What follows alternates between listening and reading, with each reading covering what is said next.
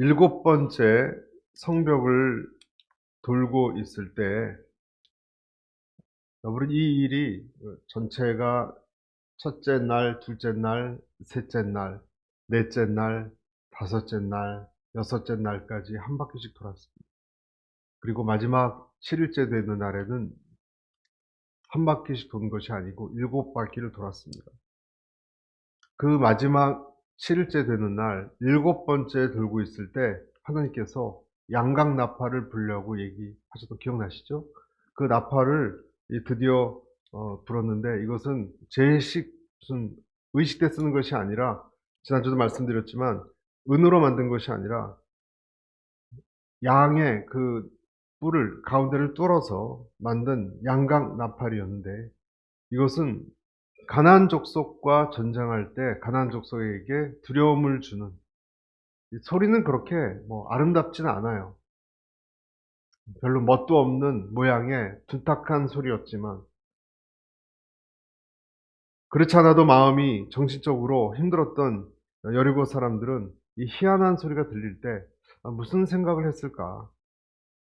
그리고 이스라엘 그 군대가 수많은 사람들, 수천 명 되는 한꺼번에 함성 소리를 질렀을 때 어떻게 들렸을까? 심리적으로 어떤 마음이었을까? 웃기게 보였을까? 아니면 뭔가 괴이한 일이 일어난다라고 보았을까? 우리가 이 나팔 소리에 대해서 좀 생각해 보고자 합니다. 나팔 소리. 이 요한계시록에는 나팔 소리에 대해서 나와 있어요. 여러분, 나팔 소리가 어떻게 나와 있는가? 마지막 심판 때 나와 있습니다. 성경에 계시록 8장 7절에 보면 첫째 천사가 나팔을 부니 피 섞인 우박과 불이 나와서 땅에 쏟아지매 땅의 3분의 1이 다 타버리고 수목의 3분의 1도 타버리고 각종 푸른 풀도 타버렸더라. 이 나팔 소리는 크리스천들에게는 좋은 소리로 들릴지 몰라요. 승리의 소리니까. 하나님이 함께 하신다라는 소리니까. 그러나 이 나팔 소리는 이 세상 사람들에게는요, 무서운 소리예요. 끔찍한 소리예요. 요한계시록에 보면 다른 구절에 보면 7개 나팔이 울리는데 그 나팔들이 울릴 때마다 엄청난 일들이 일어납니다. 여러분 그래서 이 나팔 소리를 우리가 유의해야 돼요. 나팔 소리. 피 섞인 우박이 떨어지고 불이 나서 땅에 쏟아진다 그래서 어떻게 우박이 피가 섞일까? 불 붙는 산 같은 것이 바다에 던지운다 그랬습니다. 불 붙는 산 같은 거라면 큰 덩어리 같은 것일 겁니다. 횃불같이 타는 큰 별이 하늘에서 떨어지고 산과 강들이 불에 타고 무너진다고 했고 사람들은 모두 화로다, 화로다, 화로다 아무 소리 못하는 거예요. 화다, 화로다, 큰일이다. 일곱째 날 울리는 이 나팔은 그래서 멸망당한 여리고의 모습은 어떤 면에서는 우리 시대의 마지막 때를 보여줄 수도 있어요. 나팔 소리는 하나님의 심판을 얘기하는 것이기 때문입니다. 시리아와 투르키예에 일어난 지진도 일종의 하나님의 심판 같은 거예요. 왜 그러시는지 잘 모르겠습니다. 그리고 그 무너진 성으로 이스라엘 군대가 물밀듯 들어와서 그 안에 있는 모든 것을 진멸했다고 얘기했습니다. 여리고 성 사람들이 아꼈던 것들, 아꼈던 사람들, 모든 것들이 사라졌습니다. 여러분, 이 세상에 우리가 보고 있는, 우리가 아까워하는, 소중하게 생각하는 것들이 어쩌면 이 세상에 있는 것들이 마지막 시간에는 다 사라질 것입니다. 어느 시점에 우주에는요, 시작이 있는 것처럼 우주에는 끝이 있습니다. 무한정으로 가지 않습니다. 여러분, 그 마지막 때가 있다는 것을 기억하셔야 됩니다. 전 세계적으로도 그렇고 개인적으로도 마찬가지예요. 개인적으로도 우리가 하늘나라 갈 때 일종의 나팔 소리를 들을지 몰라요.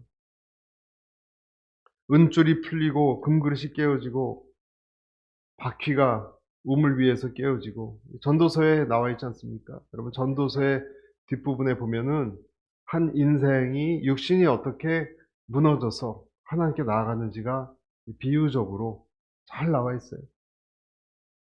기력과 혼이 빠져나가고 바퀴가 우물 위에서 깨어진다. 다리도 풀린다는 뜻이에요. 은줄이 풀리고 금그릇이 깨어지고 인생의 그 다음 장면으로 넘어가는 것입니다. 그때 개인적으로 나팔 소리가 들려요. 여러분은 그 들리는 나팔 소리 앞에 어떤 사람은 그것을 두려워하는 것이고 어떤 사람은 두려워하지 않습니다. 하나님의 소리라는 것을 알기 때문에. 여러분은 이 소리를 어떻게 들으시겠습니까?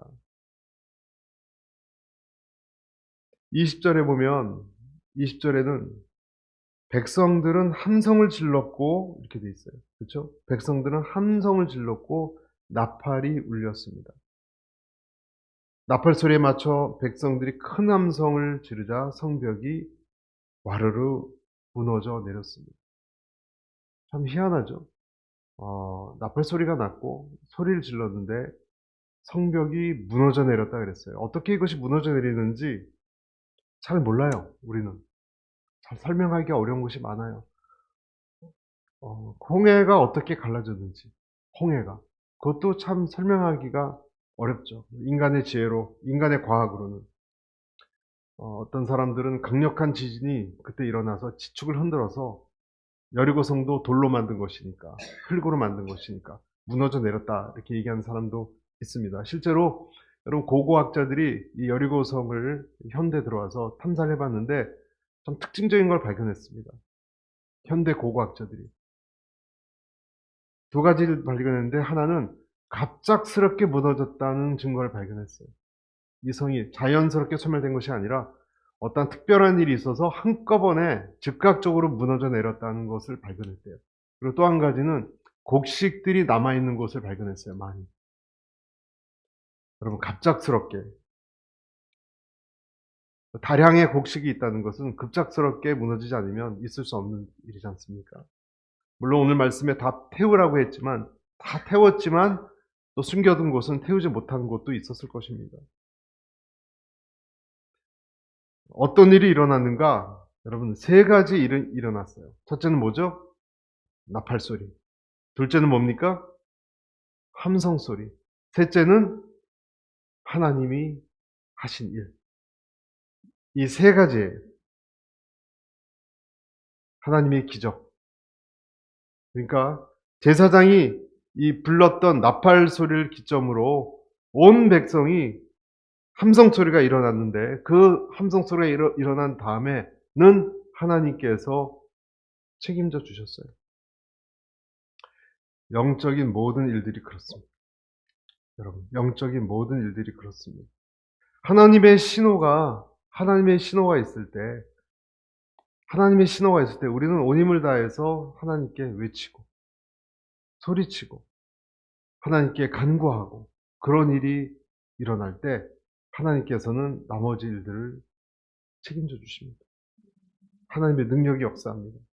그러니까 하나님 편에서는 하나님의 신호가 있을 때 내가 함성 소리를 지를 때에 맞춰서 하나님의 일이 시작된다는 거예요. 이 세 가지는요, 여러분 변함이 없어요. 변함이 없어요. 내가 믿음으로 인내하고 부르짖지 않으면 안 돼요. 내가 믿음으로 그동안 6바퀴 돌고 7째 날은 7바퀴까지 돌지 않았습니까? 믿음으로 인내하고 그 어떻게 보면 지루한 시간을 인내하고 참고 나서 외치는 거예요. 그리고 나팔 소리가 나야 돼요. 기다리고 나팔 소리가 날 때 난 하나님께 간구하고 외쳐야 되는 거예요. 외치고 하나님께 간구할 때 하나님이 여리고성을 무너뜨리는 기적과 역사가 일어난다는 거예요. 지각 변동이 일어나는 거예요. 이것이 여리고성이 무너진 과정이었고 방법이었습니다. 오늘 우리에게 주신 하나님의 첫 번째 교훈은 무엇입니까? 오늘 우리에게 주신 하나님의 첫 번째 교훈은 기도와 부르짖음은 역사를 일으킨다 하는 것입니다. 할렐루야. 여러분이 기도하고 부르짖는 일에는 하나님이 역사하실 줄로 믿습니다. 정말 터질 것 같이 답답한 내 마음, 때로는 말도 못하고 여러분의 그 인내와 수고를 하나님께서는 다 아십니다. 내가 기도하고 하나님께 간구해 왔고 부르짖는 소리를 하나님은 다 아세요. 사람들은 웃기다고 생각했을지 몰라요. 사람들은 저건 말도 안 된다라고 생각했을지 몰라요. 역대하 20장에도 이스라엘 군대가 모압 암몬 자손들과 싸울 때 어떤 일이 일어났는지 아시죠? 하나님이 찬양대를 만들어서 앞서서 나가게 했어요. 성경에 또 그런 희한한 장면이 또 나와요. 비슷한. 아니, 전쟁하고 있는데 제일 무서운 군인들을 보내는 것이 아니라 누굴 보냈다고요? 성가대를 보냈어요. 자, 찬양을 부르게 했어요. 그래서 이것이 전쟁터인지 아니면 찬양대회 하는 곳인지 모를 정도로 하나님의 찬양이 울려났습니다. 그때도 적군들은 저 사람들이 뭐 하는 것인가 웃기다라고 생각했을지 몰라요. 여러분, 그렇지만 저와 여러분이 하나님께 기도하고 찬양한 것은 절대로 웃긴 것이 아닙니다. 여러분, 그것은 절대로 우스운 것이 아니라 그것이야말로 정말 무서운 영적 무기라는 것을 우리가 기억해야 됩니다. 그것이 적들을 대적하는 것입니다. 골방에서 여러분이 눈물로 기도하는 그 시간은 우습고 시간 낭비의 시간이 절대로 아닙니다. 그것은 그야말로 적진을 무너뜨리는 영적인 임팩트를 주는 응축된 내 마음의 간구와 인내의 기도가 적진을 타격시키는 거예요, 여러분. 그것이 변화를 일으키시는 거예요. 하늘 보좌를 흔드는 거예요. 물론 우리 눈에는 보이지 않아요. 우리 눈에 보이지 않지만 하나님은 그 행위를 보시고 하나님은 기억하고 계세요. 하나님은 관찰하고 계세요. 여러분, 우리가 외칠 수 있을 때, 외쳐야 할 때 외칠 수 있게 되기를 축복합니다. 여러분과 저에게는 해결할 수 없는 것들이 가끔 찾아옵니다. 하나님으로만 해결해야 될 것이 있을 때 외치지 않는 것이 더 우스운 거예요, 여러분. 내가 외쳐야 하고 하나님께 간구해야 할 때 그 시점에 하나님을 의지하지 않고 내 방법으로 하려고 하는 것이 어찌 보면 하나님 편에서 보기엔 더 우스운 거예요. 여러분, 시편 2편에도 그런 말씀이 있지 않습니까? 지상에 있는 왕들이 어떤 일을 도모할 때 하늘에서 웃는다 그랬잖아요. 하늘에서 웃으시리로다. 내가 인간적으로 계획하고 계략을 세우고 계획을 세우고 내 힘으로 해보고자 하는 것들이 하나님이 하셔야 될 일을 그렇게 하는 것이 있다면 하나님은 그것을 웃기다라고 생각할 거예요. 여러분, 영적인 일에 내가 할 수 있는 이라 할지라도 그것이 중요한 일일 경우에는 주님께 간구하고 그리고 주님을 찾게 되시기를 바랍니다. 하나님만이 내려앉게 할 수 있는 그런 일들이 있습니다. 그래서 오늘 우리는 이 세 가지를 기억해야 되는 거예요. 하나님의 신호가 있을 때, 하나님이 여러분에게 기도하라는 신호, 외치라는 신호가 있을 때 여러분 그 신호를 여러분 무시하지 마시고 기도하시고 기도굴에 들어가시고 하나님께 부르짖으시고 침묵을 할 때도 있지만 하나님께 왕성히 부르짖고 간구할 때 하나님께서는 어떤 일들을 내가 도저히 할 수 없는 어떤 일을 무너뜨리시는 거예요. 여러분, 이것이 영적 원리예요. 여러분, 이 영적 원리를 결코 경시하지 마세요. 여러분 각자에게, 여러분 가정에게, 또 우리 교회에게 하나님께서 부르짖으라고 하는 제목이 있을 때 그것은 다른 방도로는 가능하지 않은 것입니다. 각자에게 여리고성이 있어요. 아무도 손댈 수 없는.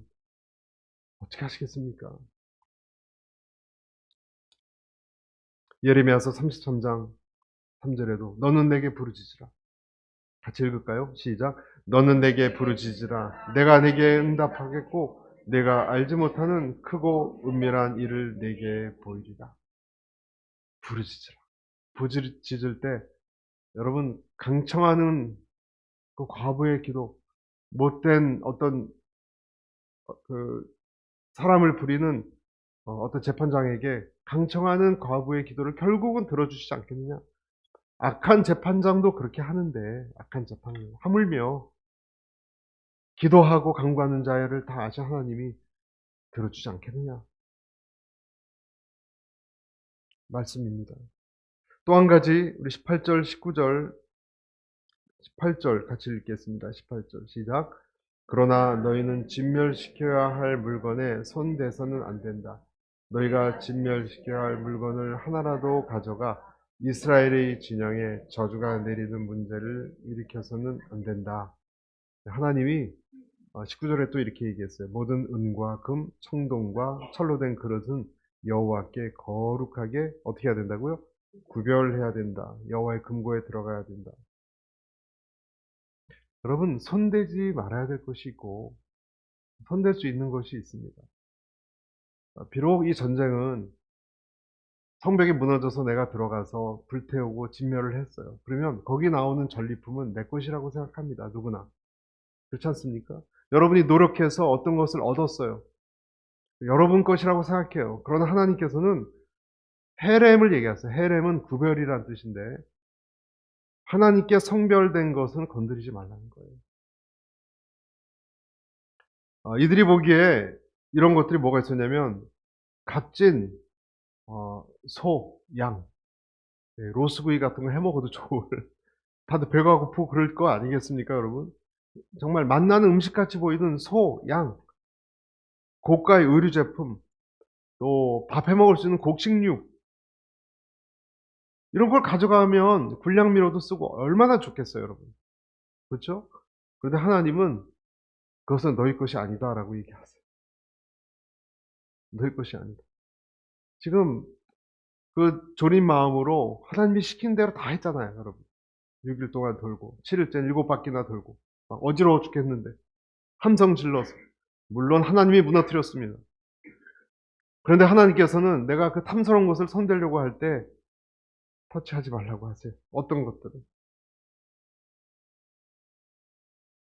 여기서 우리가 충돌하는 거예요. 하나님 마음. 여기서 하나님의 마음하고 우리 마음하고 부딪히는 거예요. 하나님 내가 보기에는 우리가 보기에는 쓸만한 것이 많은데 왜 그러십니까? 하나님이 드실 것도 아니면서 함성을 통해서 성을 무너뜨린 이 다음에 우리에게 오는 시험이 있어요. 이것은 하나님에 대해서 시험이에요. 좋은 일이 일어났는데 적군을 이겼는데 여러분 적군을 이기면 어떤 상태가 될까요? 마음이 한껏 부풀어져 있는 상태가 되는 거예요. 하나님이 하셨지만 내가 한 부분도 있거든요. 순종은 했잖아요. 그렇죠? 내가 한 부분도 있기 때문에 자칫 하나님이 아니라 내가 너무 커져 있어요, 지금. 하나님께서는 두 번째 우리에게 명령하십니다. 전리품에 대한 너의 권리를 내려놓으라. 하나님, 내게 필요한 것인데요, 저거? 저 옷, 저 곡식? 하나님께서 말씀하세요. 안다. 그렇지만 그 생각도 그 권리로 내려놓고 그것은 거룩하게 구별되어 있다. 너한테 무엇이 욕이 난지 아닌지든 네가 결정하는 것이 아니라 내가 결정한다. 할렐루야. 신앙생활 우리가 주님을 믿으면서 이런 문제에 부딪힐 때가 있을 거예요. 하나님 저거 나한테 필요한데 내가 노력했잖아요 하나님. 그럴 때 여러분은 하나님이 어떤 것에 손대지 말라고 하실 때 이 세상의 전리품에 대해서 말 그대로 전리품이에요 여러분. 우리가 싸워서 얻은 거예요. 그런데 하나님은 여기까지라고 얘기하세요. 요거는 안 돼. 왜 그러실까? 왜 그러실까? 앞으로 무수히 전쟁을 많이 치러야 되는데 하나님은 그때 하나님의 목, 하나님의 소유권, 내 탐욕이 아니라 하나님의 것을 구별하는 것을 가르치고 계시는 거예요. 사랑하는 성도 여러분, 저와 여러분은 그렇지만 이런 명령 앞에 금방 순종하기가 어렵습니다. 그래서 우리 롯과 같이, 여러분 롯 아시죠? 롯, 그 소돔성에서 나올 때 주저주저 했던, 멀리 도망도 못 갔어요. 소알성까지밖에 못 갔어요. 거기서 주저주저 하는 안타까운 것, 아까운 것을 돌아봤던 사람들은 멸망당했잖아요. 그런 롯과 같은 마음일지 몰라요.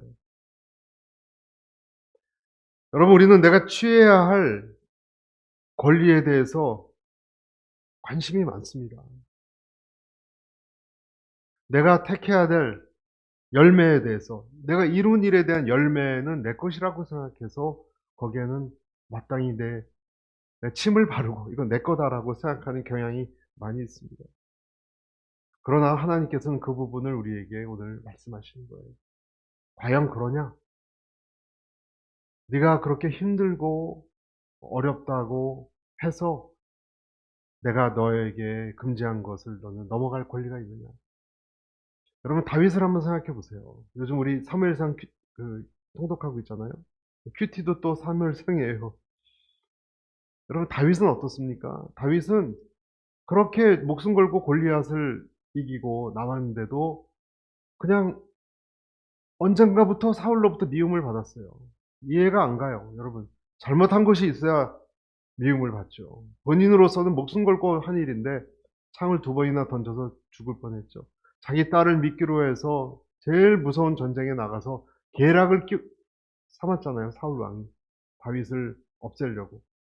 나중에는 요나단까지 헤어지는 어려움이 있고 결국은 온 곳을 떠돌았습니다. 오랫동안 10수년을 떠돌았습니다. 여러분, 어느 날 그 사울 왕이 정말 마음에 한이 맺혀 있던 다윗 앞에 사울 왕이 굴 속에 들어와서 있었던 정말 덫단에 갇힌 쥐처럼 이제는 다윗이 사울을 처단할 기회가 있었습니다. 엔게디 굴이라고. 모든 신하들이 너무 흥분돼서 지금이라고 다윗님, 당신의 그 오래된 원수가 이제 정반대 상황이 됐습니다. 당신이 그를 처단하세요. 그때 여러분 다윗이 뭐라 그랬는지 아세요? 여호와께서 기름 부음 받은 자를 내가 처단할 권리가 없다는 거죠. 누가 봐도 여러분 그것은 정당한 거라고 볼 수 있지 않나요? 본인의 목숨을 노리는 그 군사들과 함께 도대체 얼마나 오랜 시간을 말도 안 되는 이유를 덮어 씌워서 이제는 자기가 그걸 복수할 수 있는 기회인데 자기 못하겠다는 거. 왜? 그 악한 사울 왕이라 하더라도 하나님께서 기름 부으신 왕이니까. 나는 그럴 권리가 없다. 여러분, 우리는 이야기합니다. 내 몫을 주십시오. 내가 그렇게 많이 헌신했고 수고했는데 왜 내 몫을 다 주지 않습니까? 주님께서는 말씀하십니다. 본래 너의 몫이라는 것이 있더냐? 처음부터 너의 몫이라는 것이 있더냐? 학개서 2장 8절에 은도 내 것이요 금도 내 것이니라. 만군의 여호와의 말입니다. 무슨 뜻이에요? 원래부터 너 것이라는 건 없어요. 모든 것의 주인은 하나님이시다. 여러분, 김동호 목사님이라고 아시나요? 김동호 목사님이라고 지금 새벽기도 영상만 올리시고 그분이 되게 훌륭한 목사님 계세요. 김동호 목사님. 그분이 젊으셨을 때 이야기인데요. 30대 초반에 크게 교통사고를 당해서 죽음의 문턱까지 간 적이 있었어요. 이분이. 겨울에 자동차가 높은 다리 위 빙판에 미끄러져서 끝에까지 갔다가 다리 아래로 추락할 뻔한 사고인데 용케 이렇게 빠져나왔어요. 그날 집에 돌아와서 하루 종일 내가 오늘 그 사고로 죽었다면 어떻게 됐을까를 생각해 봤다고 합니다. 여러 가지 생각을 했어요. 홀어머니의 외아들인 나 하나만을 믿고 살고 있는 시집온 아내가 거의 청춘의 과부가 될 것이다. 그리고 내 밑에 아이 3명은 아비 없는 삶을 평생 힘들게 살아갈 것이다. 어머니는 또 어떠신가? 홀어머니 외아들입니다. 어머니는 또 어떠실까? 이런 생각을 하고 있는데 마음속에 하나님이 이렇게 말씀하시는 것 같았어요. 하나님이 내가 죽어야 문제지 네가 죽는 게 무슨 문제냐?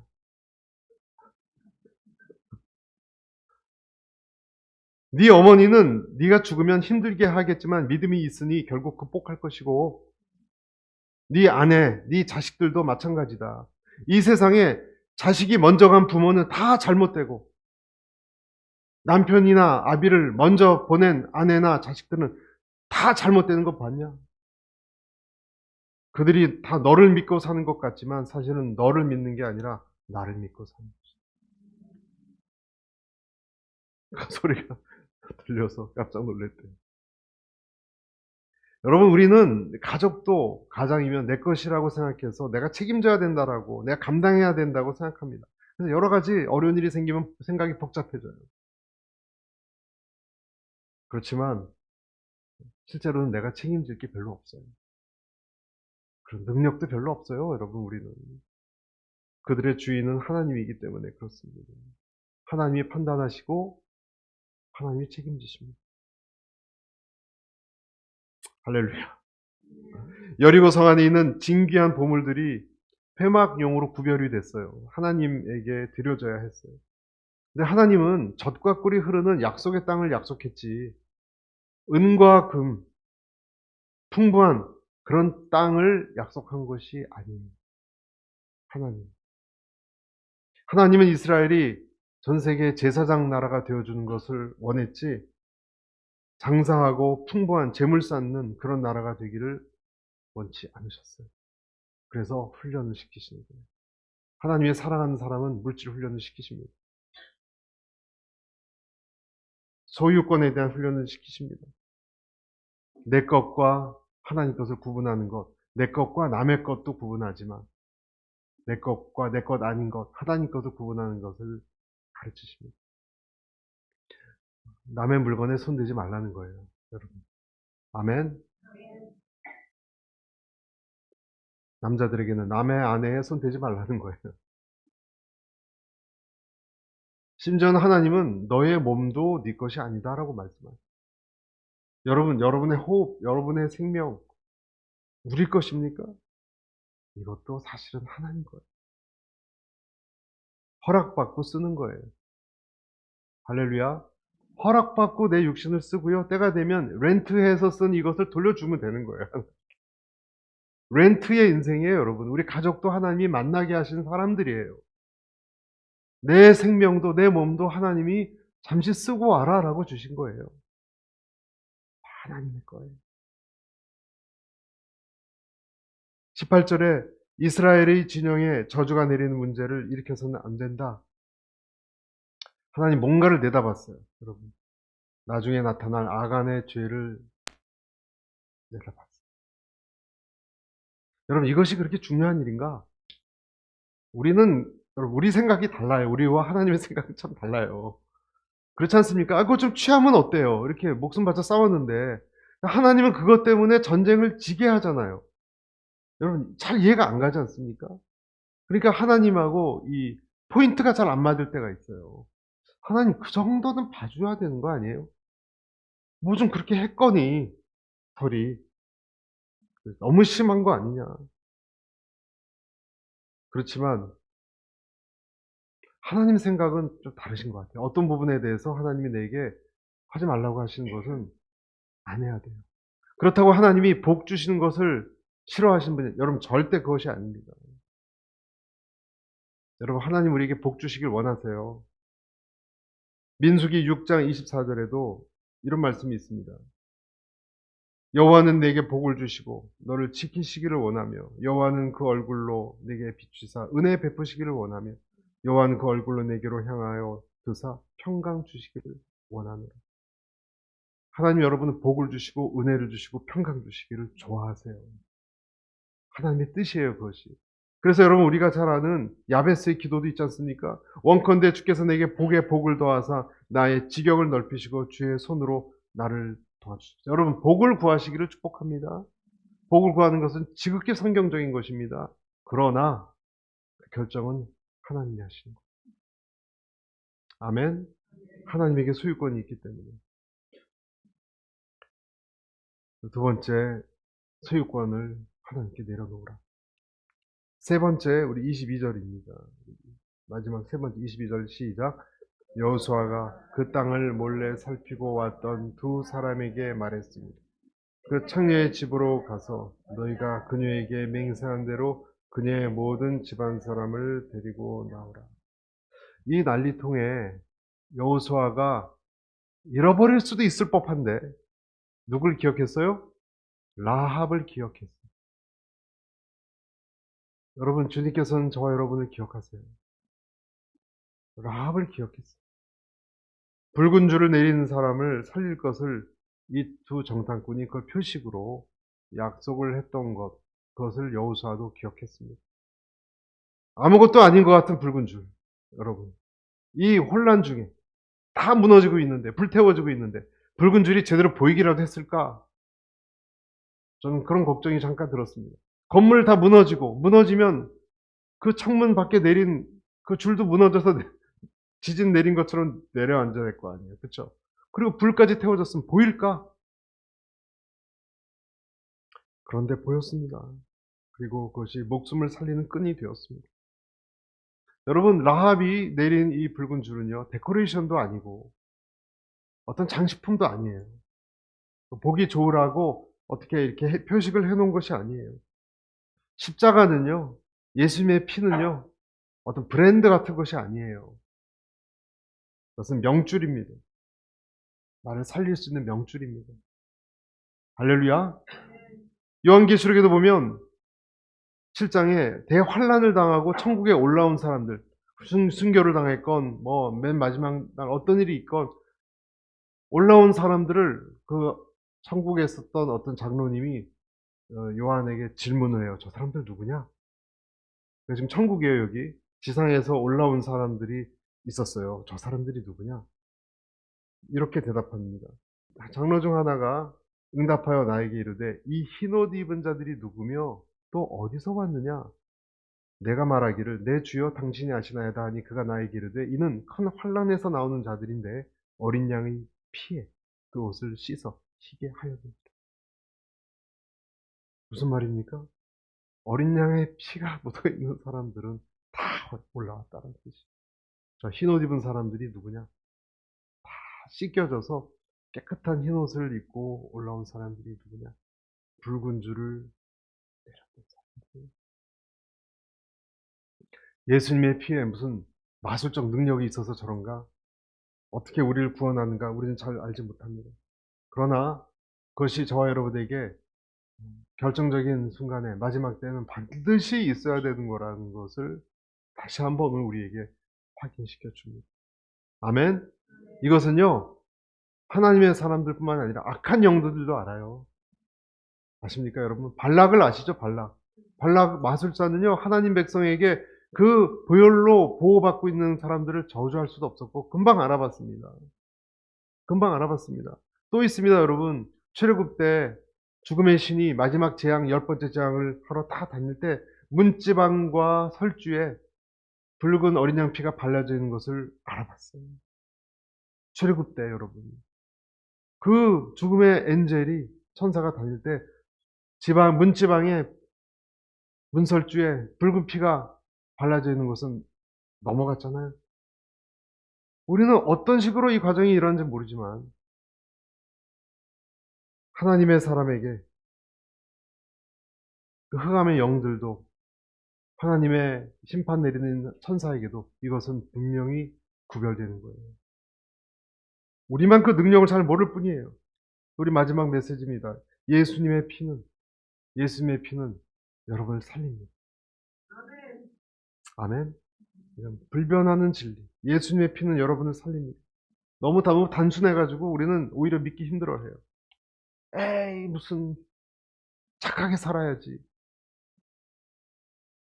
이 은혜의 피가 라합과 가족들을 살렸던 것처럼 믿는 저와 여러분을 살릴 것을 여러분 굳게 믿으십시오.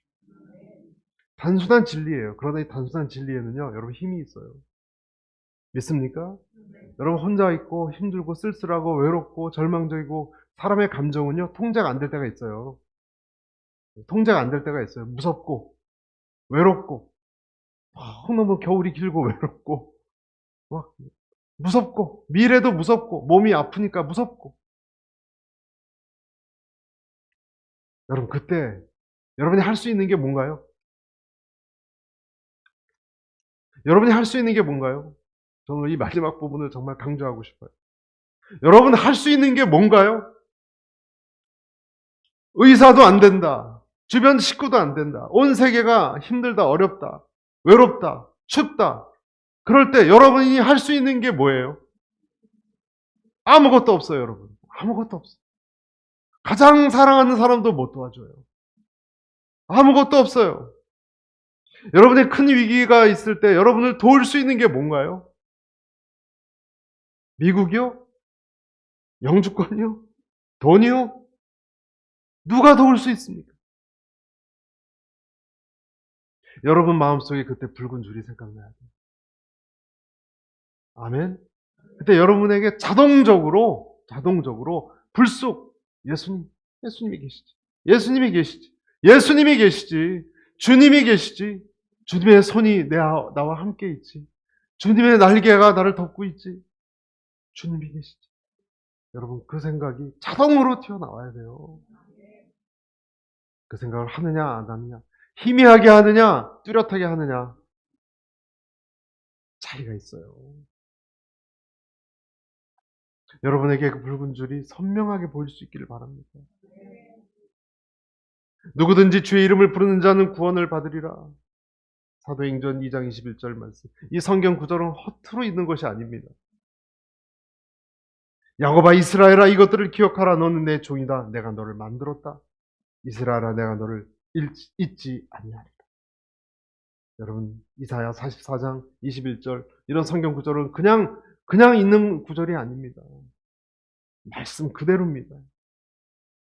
그래서 오늘 6장 22절에 맹세한 대로 끝에 그녀의 모든 집안 사람들을 데리고 나오라 그랬어요. 그래서 라합만 죽지 않은 것이 아니라 라합의 가족들, 친척까지도 다 살았어요. 여러분 라합은 출신 성분이 창녀예요. 창녀가 창문에 붉은 줄을 내렸을 때 사람들은 뭐라고 조롱했을까요? 저 집 보라고. 뭐 하고 있는 거냐? 저 여자 도대체 무슨 생각이냐? 저 여자 왜 저래? 그러지 않았겠습니까? 여러분 우습게 여겼을 거예요. 그렇지만 그 믿음이 그 가족을 살린 거예요. 여러분 저와 여러분에게 하나님께서는 많은 라합들을 보내왔어요. 여러분 기억나십니까? 여러분을 가르쳤던 주일학교 교사 선생님? 여러분을 자꾸 예수님에 대해서 얘기를 그 무한을 당해가면서도 예수님을 얘기하려고 했던 여러분 친구가 있었습니까? 믿음이 안 들어가는데 자꾸 잔소리처럼 얘기했던 여러분의 부모님이 계셨습니까? 또 어느 교회에 시골교회 목사님이 계셨습니까? 어떤 전도자가 있었습니까? 그분들을 여러분 감사하셔야 돼요. 그분들은 그런 것을 듣고 당하면서도 여러분에게 그 붉은 줄에 대해서 얘기하려고 하는 사명을 띠고 하나님이 보낸 사람들이에요. 한국에 온 그 서구의 많은 선교사님들을 생각해보세요.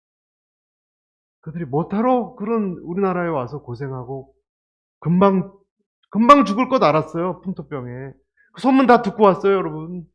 그때 편지로 서신을 왕래하니까 오래 못 산다는 것도 알았어요. 조선에 오면. 그런데도 또 오고 또 오고. 가장 엘리트들이 왔습니다, 여러분. 조선. 특이하게도. 짧은 시간 내에. 헌신한 사람들. 가장 말씀에 헌신한 사람들이 왔습니다. 결코 작은 일들이 아닙니다. 여러분들도 그런 라합들이 되셔야 돼요. 할렐루야. 사람들은 별로 중요하게 여기지 않을 거예요. 그때도 그렇듯이. 우리에게. 뭐 하는 거냐고, 저 사람들. 오늘 여기 증명이 됐잖아요. 그 와중에 아무것도 도울 수 없을 때 그 붉은 줄은 그 이름은 그 존귀하신 예수님의 이름은 여러분을 살리는 거예요. 그리고 그 예수님의 이름이 여러분 가슴에서 툭 튀어나올 때마다 여러분은 감사하시기 시작할 거예요. 감사가 넘칠 때 모든 절망의 기운은 떠나가더라고요. 여러분 다시금 주님의 은혜에 사로잡히시기를 축복합니다. 우리가 돌아야 할 때가 있어요. 빙글빙글 돌자 그랬잖아요. 빙글빙글 이해도 안 가는 일에 하나님이 기도를 시키시고 인내를 시키시고 그러나 때로는 함성 소리를 지를 때가 있어요. 오늘 세 가지 기억하셔야 됩니다. 나팔 소리가 날 것입니다.